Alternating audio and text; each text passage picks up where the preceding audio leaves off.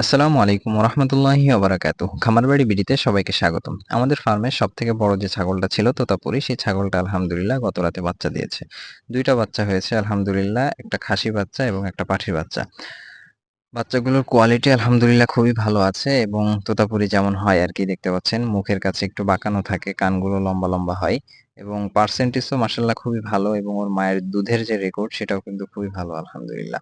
So এটা হচ্ছে আমাদের ফার্মের ব্রিডার এবং এটা হচ্ছে আমাদের ফার্মের সবথেকে সুখী ছাগল। এর আসলে ঘাস পাতা কিছুই খেতে হয় না, জাস্ট দুধ খায় খালি।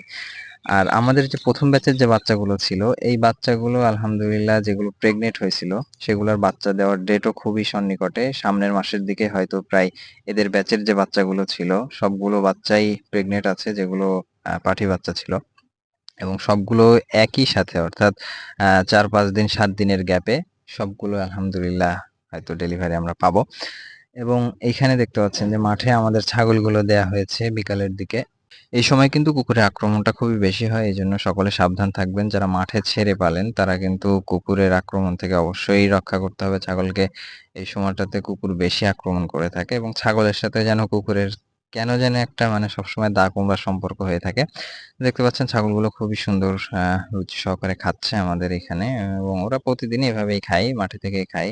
আমরা ইদানিং কোনো দানাদার ওদেরকে দিচ্ছি না। যেগুলো প্রেগনেন্ট ছাগল আছে এদেরকে কিছু পরিমাণে সাপ্লিমেন্ট দেওয়া হচ্ছে। সকাল সন্ধ্যা কিছু পানির সাথে কিছু সাপ্লিমেন্ট খাওয়ানো হচ্ছে এই আরকি।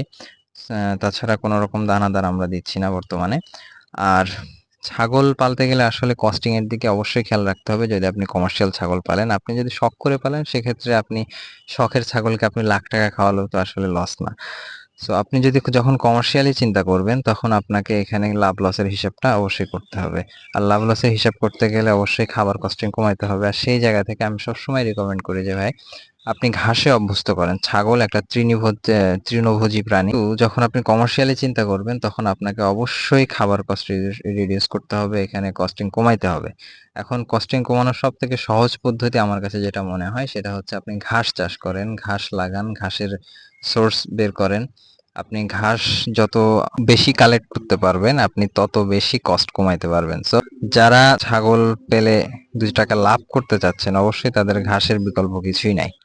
আর ইউটিউবের যে বিভিন্ন চটকদার বিজ্ঞাপন দেখেন যে হচ্ছে একেবারে ঘাস ছাড়া ছাগল পালন, শুধু খ্যার খাইয়ে ছাগল পালন, আরো কত ধরনের যে বিজ্ঞাপন দেখা যায় ভাই, এগুলা করতে গেলে যখন আপনি একটা ছাগলকে অর্থাৎ তৃণভোজী একটা প্রাণীকে আপনি পুরোপুরি আপনার হচ্ছে দানাদার খাবারের ভিতরে নিয়ে চলে আসবেন, তখন কিন্তু তার পেটের অনেক সমস্যা দেখা দিবে। অর্থাৎ সে অভ্যস্ত হবে না। অর্থাৎ এখানে আপনার ওষুধের পরিমাণ খুব বেশি যাবে। আপনাকে সোডা খাওয়াইতে হবে, বিভিন্ন ধরনের ইস্ট খাওয়াইতে হবে। তারপরে হচ্ছে আপনাকে হজমের জন্য আরো বিভিন্ন ধরনের সাপ্লিমেন্ট খাওয়াইতে হবে। এখানেও আপনার কস্ট চলে যাবে। আপনি দানাদার খাওয়াচ্ছেন, সাথে আপনি এই এত সাপ্লিমেন্ট গুলাও খাওয়াচ্ছেন তার হজম যাতে ঠিক থাকে সেইজন্য। সো এগুলো আমার কাছে মনে হয় যে অতিরিক্ত। আসলে এগুলোর দরকার নাই। যেহেতু ন্যাচারাল একটা জিনিস, ছাগল এটা তৃণভোজী প্রাণী। আপনি ঘাস খাওয়ান বেশি করে। আপনি ঘাস খাওয়ানোর ক্ষেত্রেও একটু সাবধানতা অবলম্বন করতে হবে। একেবারে ভেজা ঘাস বা একেবারে কচি ঘাস, শুধু পাতা এরকম দেওয়া যাবে না। তাহলে কিন্তু ছাগলের পেট ফোলা বা বিষক্রিয়া হতে পারে। তো এখানে দেখতে পাচ্ছেন আমাদের ছাগলগুলো খুবই আলহামদুলিল্লাহ এরা চঞ্চল। মানে দেশি ছাগল মানেই চঞ্চল। দেশি ছাগল যে এত পরিমাণে লাফালাফি করে এদেরকে আসলে কিভাবে যে কন্ট্রোল করতে হয় এটা আসলে যে করে সেই বুঝে। এজন্য এরা খুবই চঞ্চল হয় এবং এদের শক্তিশালী হয়, এরা সুন্দর। এদের যখন শরীরে মাংস লাগে এদের গঠনও খুবই সুন্দর দেখা যায়। এবং দেখবেন যে বাজারে যখন আপনি কোনো ছাগল দেখবেন, আপনার দেশি ছাগল যেখানে দেখবেন দেখবেন যে ওইখানে আপনার চোখ আটকে গেছে। তো এটা হচ্ছে একটা দেশি ছাগলের কেরামতি। দেশি ছাগল আপনি যেখানেই দেখবেন আপনার বড় যত ছাগলই দেখেন ওই দেশি ছাগলের দিকেই ঘুরে ফিরে আপনার চোখ চলে যাবে। সো বেচার ক্ষেত্রেও দেশি ছাগল কিন্তু অনেক দ্রুত বিক্রি হয়ে যায়। এজন্য দেশি ছাগলই আমার কাছে রিকমেন্ডেড। আমার কাছে যেহেতু বড় ছাগল আছে তারপরেও আমি দেশি ছাগলটাকে বেশি রিকমেন্ড করি। সো সকলে ভালো থাকবেন ইনশাআল্লাহ। আমাদের জন্য দোয়া করবেন। আসসালামু আলাইকুম ওয়া রাহমাতুল্লাহি ওয়া বারাকাতুহু।